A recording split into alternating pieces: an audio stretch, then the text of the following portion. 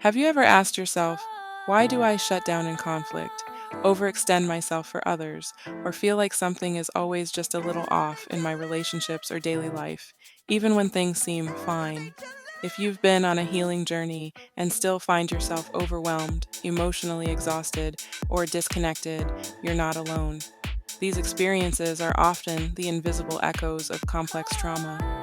And today, we're going to explore 7 subtle ways it can show up so you can name what's happening and begin to shift it with compassion. First, let's talk about shame.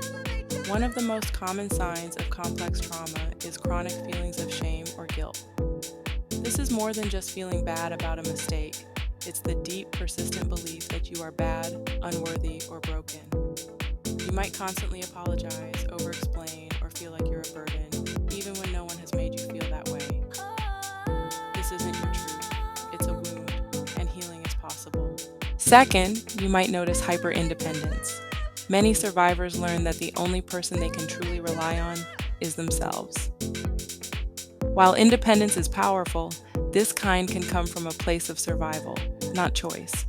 You may struggle to ask for help, trust others, or let people in. And while your strength is real, connection is not weakness, it's nourishment. Third, dissociation or zoning out under stress. Maybe you find yourself mentally checking out in conversations, forgetting big chunks of your day, or feeling detached from your body.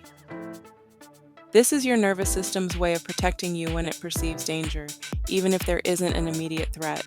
With awareness and support, you can learn to come back into your body safely. Fourth, people-pleasing.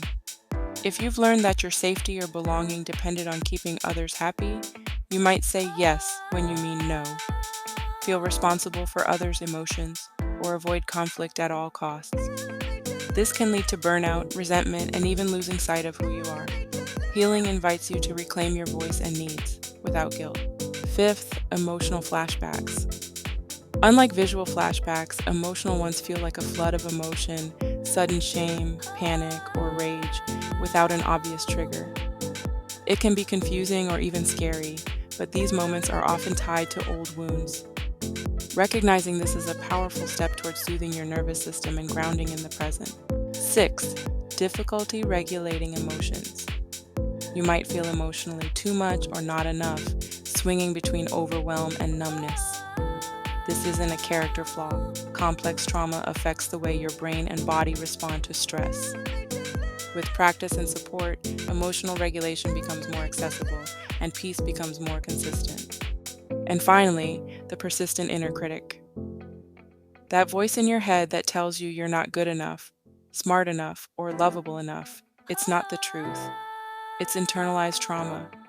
And while that voice may be loud right now, it can be unlearned. Your worth is not up for debate. You are not your wounds. You are your healing. If any of this resonated, take a deep breath. This video isn't about labeling you. It's about liberating you. When you can name what's happening with love and understanding, you begin to take your power back. So if you're ready to keep exploring this path, learning more tools to support your healing, nervous system, and joy, go ahead and like this video and subscribe to the channel. We're creating a space of safety, truth, and transformation. You deserve that, and you don't have to do it alone. Until next time, take care of your heart. You are already healing.